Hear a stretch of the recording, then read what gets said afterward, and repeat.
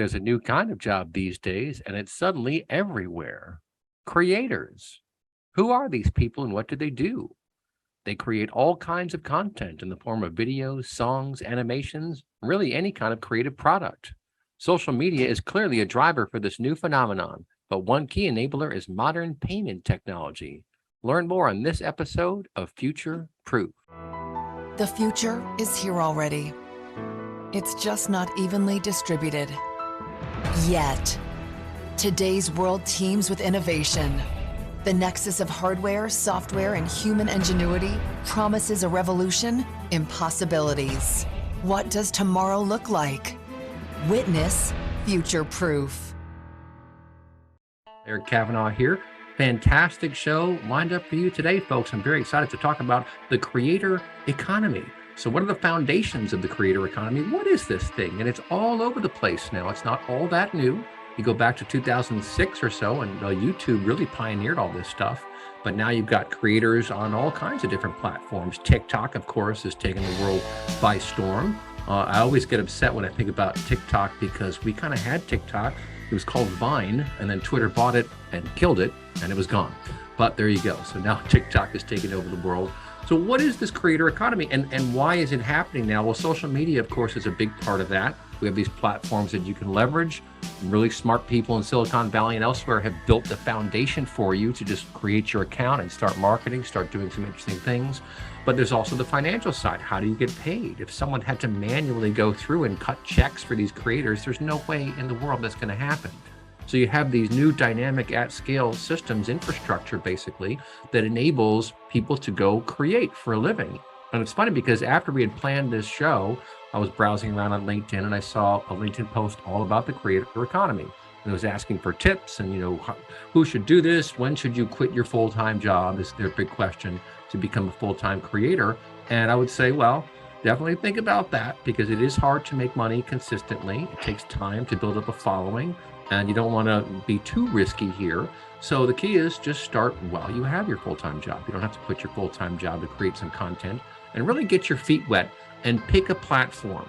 This has been a theory of mine for a long time, and we'll hear from our guest in a minute. We've got Josh Constine on from Signal Fire, venture partner there. We've got Paco Suro from Tipalti coming up, payment platform, so we can get into the weeds of this. But I remember determining probably 12, 13 years ago, in social, you kind of have to pick your poison and really focus on it and really build out. And of course, the challenge is that these big engines will change their rules and they're not too proactive in telling you when the rules changes are coming. So you got to watch out for that. And it's a big deal. But it is very exciting. So I fully encourage everyone out there to go be yourself, man, to follow your passion, because that's what's going to drive you. If you want to be a creator, you need to focus on something that you want to learn about, that you want to talk about, that you want to engage people about. And it's an excellent way to make connections, to learn from the smartest people you can find, and to really make something out of your career.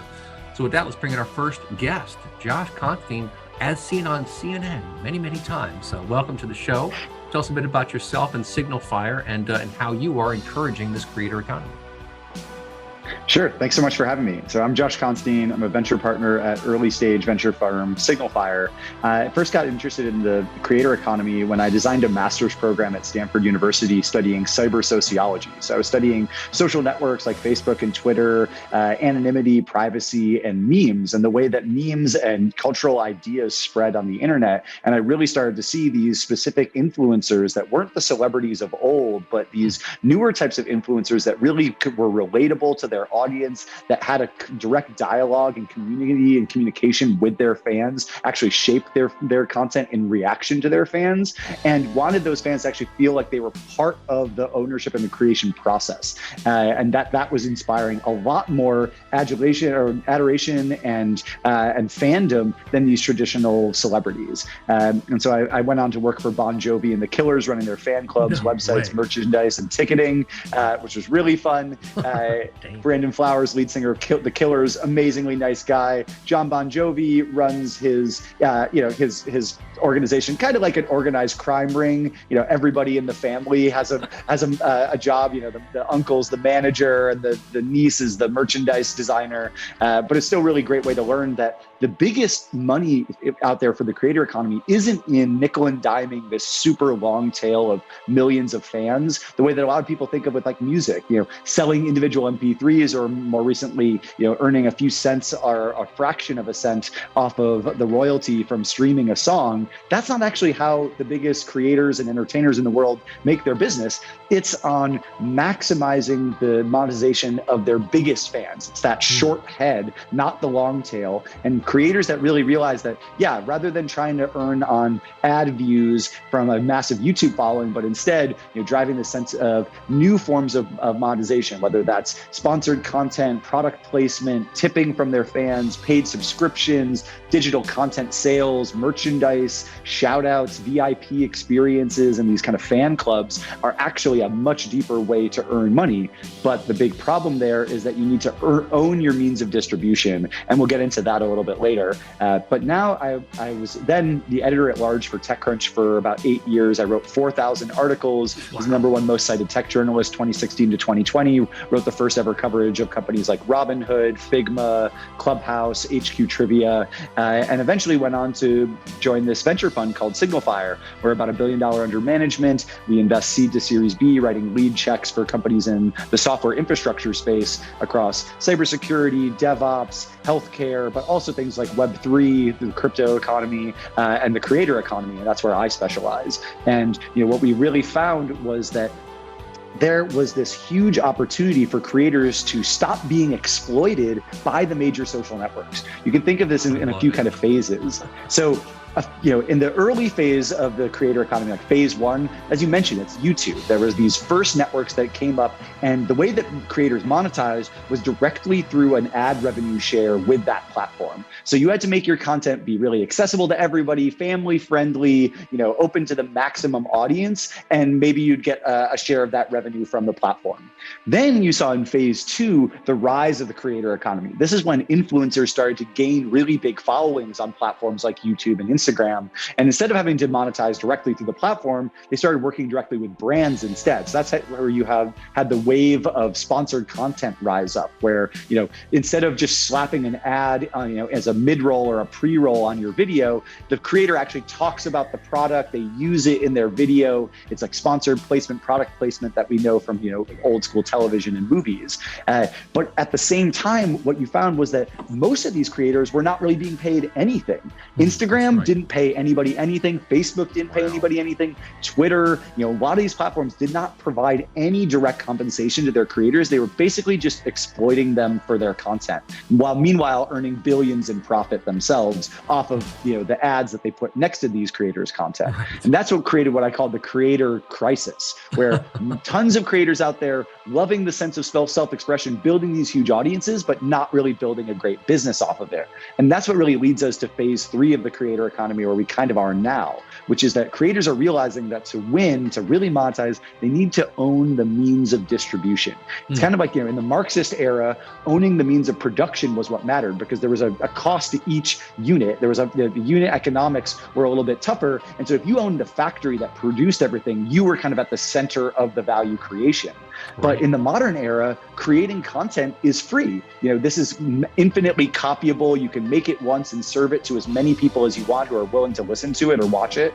And so instead it wasn't about the production. You had democratized production tools, iMovie and Final Cut Pro and GarageBand and all these video editors and audio editors and podcast systems. But instead, what really mattered was owning the means of distribution, the way to get that content out to the fans. And you saw that largely controlled by these massive social networks. And they use their algorithms to filter what those people's fans saw. And largely what those platforms wanted to do was keep those fans on site. They didn't want you going off to that creator's website. They didn't want you paying them on some other platform. They wanted you browsing their content constantly in their feeds where they could show ads. And the creators got smart and they say, hey, we're sick of being exploited. We're sick of not earning this money. And we're sick of being beholden to these massive taxes and these black box box algorithms that we don't control.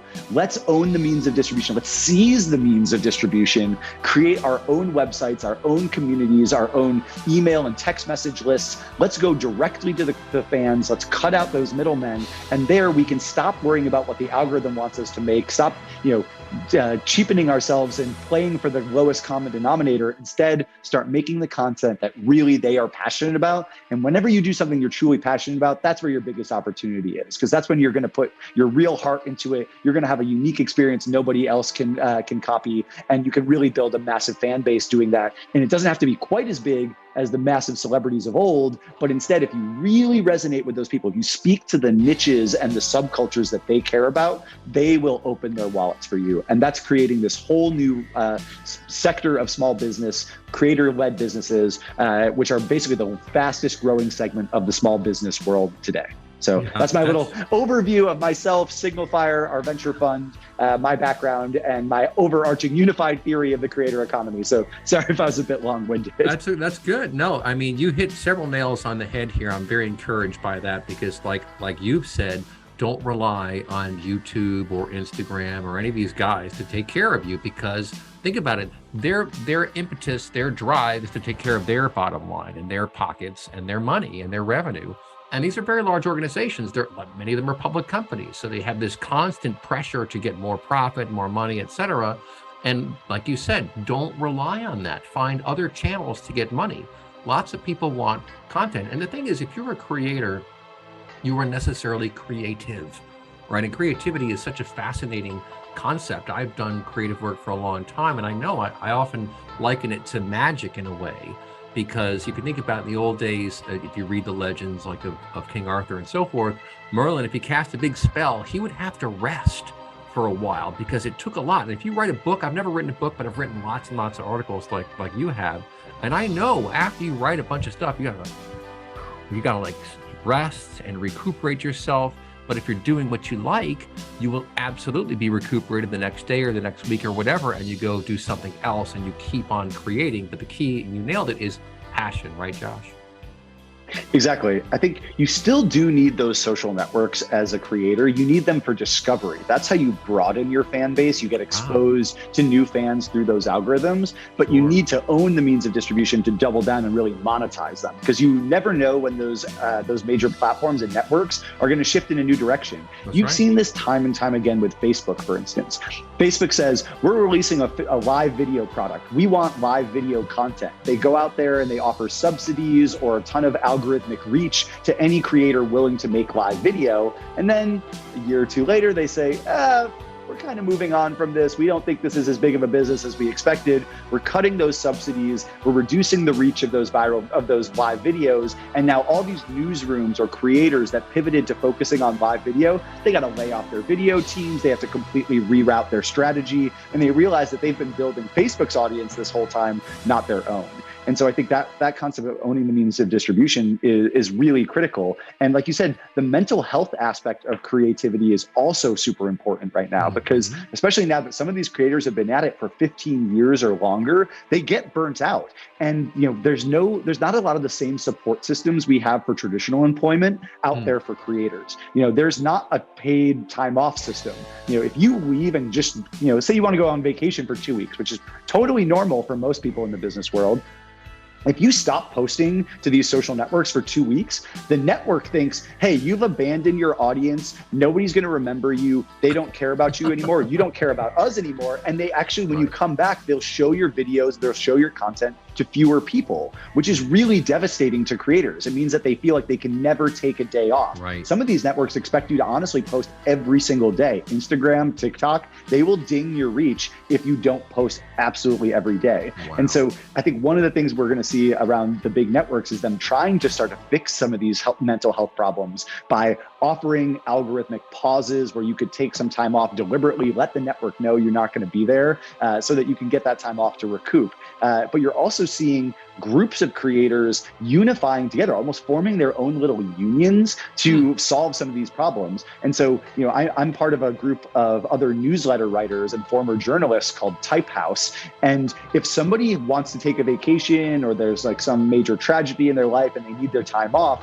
but they've got this monthly subscription that people are paying for, they'll actually ask their fellow Type House members to fill in for them and say, hey, can you do a guest post for my newsletter this week so that I don't have to do my post this week? Right. It's so important that I keep things coming from my fans to make them feel respected, but I just can't do that here. And there's nobody else to step in. So creators kind of have to build their own, almost like a newsroom, almost like a publisher. So if we've gone from, I think we're overarching in the creator economy, you're seeing this massive shift. You're going from publishers to personalities. It used to be that the massive media organizations were the ones that held the power. If you were a newspaper, if you were a TV show, you were the one that held the power. Those stars, those writers, they didn't have nearly as much reach without you.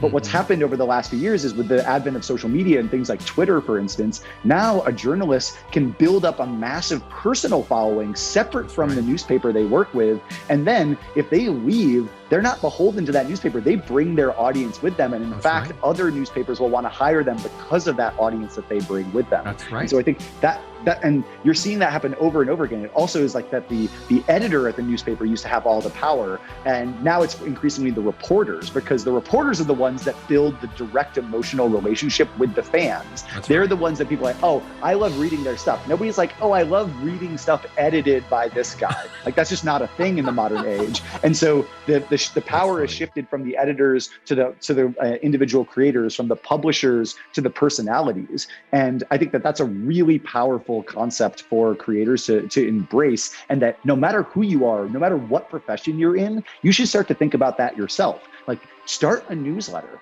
Even if you don't publish a newsletter, put up a sign-up page for your newsletter.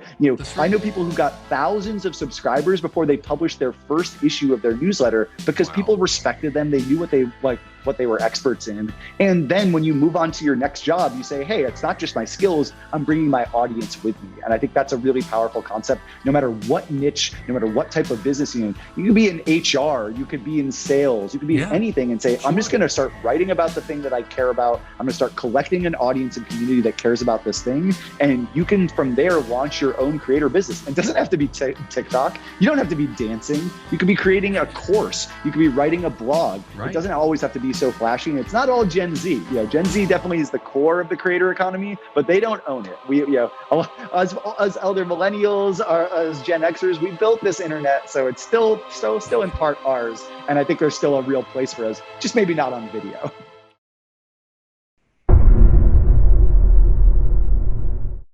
We're here on Inside Analysis with Josh Constantine of Signal Fire. And also we've got Paco Suro, who was double booked. He's a busy guy, but he's calling in on the phone right now. He's a fintech expert. So let's maybe go to the phone. And Paco, why don't you introduce yourself and tell us a bit about what you're doing and how the financial picture here, the financial side of the equation, is really pretty important, because you have to streamline these processes. You can't have human beings in the loop on every payment going out if the creator economy is going to succeed. But Paco, tell us a bit about yourself and what you're doing to enable the creator economy. Great, thanks, Eric, and thanks for accommodating the dial-in. That's okay. Quick introduction on myself. I'm the general manager for Global Partner Payments at Defaulty. We're an automation payables software provider. We focus primarily on two types of platforms, I would call them, or two types of spend: vendor spend and partner spend. And this conversation is, squarely on partner spend and how we think about the creator ecosystem.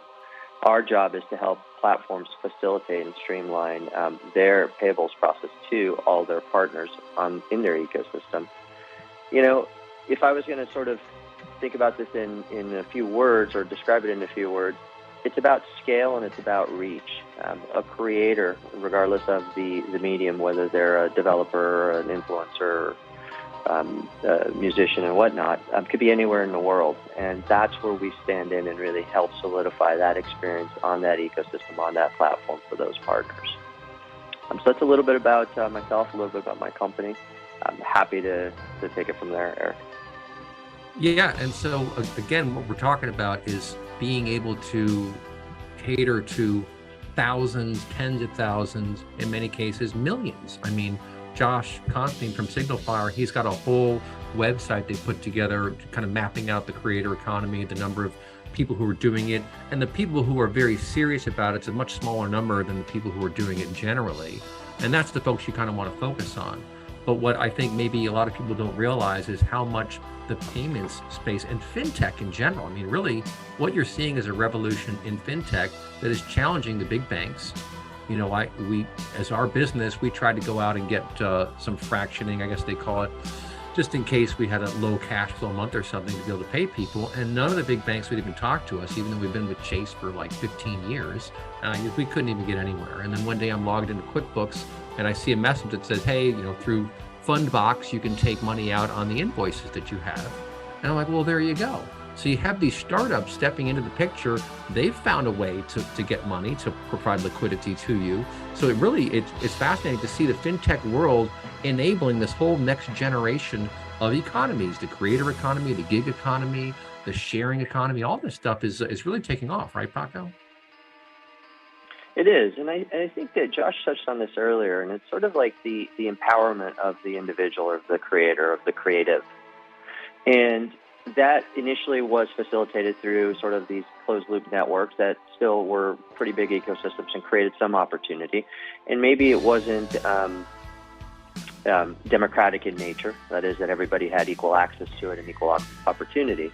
But now what you're starting to see, and I'm an ex-Shopify employee back from earlier in my career, is sort of that next move, which is how does a creator sort of hang up their own shingle in different ways to really monetize on their brand and build their brand and sort of their financial well-being outside of things of the traditional pockets, whether it's being on YouTube or on Twitch or whatnot. And so I think that's really interesting. I think the financial tools that are out there, I sort of, if I generalize it a little bit, I sort of think about the way that you described it, Eric, is really like a merchant, facing platform. So now you're facing your platform that faces the creative, and you're showing them ways of whether they need working capital to help, supersize something that they're doing on their front, whether they need banking services, they need payroll services because they run a small enterprise and whatnot. That's what financial technology does, and that's what it enables on platforms. And some platforms have become very good at surfacing those add-on services as additional features. And when I think about that, and when platforms do that, they're really now starting to make that shift to think about their creatives, their partners, and how to make their experience holistic and enriching and rewarding in different ways. The other area is a little bit outside of financial technology, but I think it needs to be solved with technologies. How do we start thinking about, Josh, you did touch on it, you sort of stole my 2 points I was thinking about. The other one was mental health, and what are we doing to really, what is being done in this ecosystem to facilitate that? Because it can't be 24/7, 365. You burn out really quickly. So that's one area. And Eric, going back to the financial tools, that financial tools to me are more than just the enablement of running your business. How do you build your future? And that's something that I'm starting to see a little bit more movement towards that. Jelly Smack is doing some really interesting things, starting to think about the creator space more broadly. And they've hired somebody to really focus on sort of financial tools within their ecosystem. And I'm wondering, when we start to broaden it, how do we help these folks that are doing either side hustles that have become full-time hustles, which eventually maybe they become personalities, but somewhere in the middle, we've got to empower them and help them also position themselves for their life and not just for the 15 minutes of fame. Yeah, no, those are really good points. And as I think about it, and let's go back to Paco for a minute. We'll bring Josh back in a couple seconds here. But when I think about it, we have all this digital transformation that's happening everywhere. I mean, you could argue that the creator economy, the gig economy, the sharing economy, these are all sort of massive movements within a broader digital transformation of business. And you figure AI is a big part of this, machine learning is a big part of this. And what I see happening that's very encouraging is more and more companies are figuring out that with machine learning and AI in particular, you can offer suggestions to people. It's not a question of just turning over the reins to some algorithm. You don't want to do that with your business. I mean, you can use these technologies, but the sort of the storyline, the media storyline around AI is, it's going to take over and we won't need people anymore. And that is all just total nonsense. I promise you, the AI, if anything, it's helping you understand what's possible and making suggestions to you. So you're seeing this, I mean, Google's doing some very good stuff here. Lots of different players in the data space are doing this, where you get recommendations on things. You say, hey, this came in, maybe you should do this, maybe you should do that. And that's a way of these payer organizations offering sort of an add-on service, which is, sort of mini consultative type tidbits that you're getting. But I think what we're going to see is more and more of these suggestions coming in from the platforms. Well, hey, have you thought of doing this? Have you thought of doing that? And it's a way of really helping the individual creator better understand how to manage their time. I mean, you kind of see it too in phones, and and how Google will put the little sleepy time logo if you're after hours of what you're normally supposed to be using. But the thing is, we're learning a lot about ourselves by just looking at the phone and looking at our time that we spend on email versus social versus whatever. And that's good because it's a feedback loop for us ourselves to better what we're doing, right, Paco? Absolutely. And, I sort of, I'll take a step back a little bit. Besides having full-time employment, I'm a small business owner on the side, and it's a retail convenience store. And the reason I share this with you is primarily because of this particular topic. When talk about the platform that I'm on, so I use one of the big platforms. It's not Shopify, but it's somebody who supports small businesses and merchants. They, on their dashboard, surface to me different offerings, whether it's working capital, whether it's, hey, did you know we had checking accounts to support small businesses? Did you know that we have payroll services and we could provide you third-party insurance services and things like that? That sort of simplifies my back office and lets me focus on sort of the business at hand, right? And it's no different when we think about sort of, from my perspective, this creator economy as it continues to grow and build, and these ecosystems grow and build. The platforms themselves have to think and have to continue to iterate to create a much more holistic experience so the creators can continue to create, but have tools to help them manage their day-to-day that are all part of the one sort of unified experience. And that's where I see some real value in that connectivity. Yeah, that's a really good point. And Josh, you want to chime in? Yeah, so I think when you think about these kind of software tools for creators, you got to remember that these are not IT departments. They do not have integration engineers. They don't want to do a bunch of developer work and API connection. And so, if phase 3 of the creator economy was these creators leaving the major social networks, building their own stacks of tools and their own teams to help them focus so that the creator themselves can focus on the creative work, and they have this team and tool that can help them get through a lot of more of the busy work, the behind the scenes production work. I think that's a really important next step. But we also saw this massive proliferation of point solutions that were all siloed, all these different little tools to do every different part, from your merchandise to your live events, to building your CRM and your email and phone number lists, to, promoting new types of media you're doing or holding events or monetizing. They were all separate. And that makes it really tough for creators. And so increasingly, we're seeing these aggregations of tools are really helpful. And so you have on the podcast side, you have Red Circle. They do both, instant distribution of your podcast to every type of platform, but they can also help you do the monetization. They can help you insert pre-roll and mid-roll ads, collaborate with other creators to invite each other to do guest hooks and promotions on each other's shows, or things like Truffle.vip, which helps big game streamers, these big Twitch and YouTube stars that stream themselves playing video games. It gives them a Chrome extension that their fans can install that helps track those fans' engagement with the creator across different platforms, so the creators can actually reward them. And so and the same company also helps them build their own websites. And so the ability to have a website that's integrated with your CRM, that's integrated with your payments, and actually lets you keep track of who your biggest fans are, that's what is really going a long way, because you don't want every single creator to have to also be an amazing product manager, an amazing data scientist on top of their existing creative work. And I think that's actually a big key to improving mental health for creators, is taking more of that busy work, more of those things they're not experts in, off of the table so that they can focus on what they're truly passionate about. That's exactly right. And, as a guy, Dan Lefebvre, I suggest you guys look up Lefave. He's the systems guy. He had a great video where he said, what happens at the door of indecision? Nothing. He said, articulate your thoughts, write your thoughts down. That's when they become real. That's when they take off. We'll talk to you next time. You've been listening to Inside Analysis.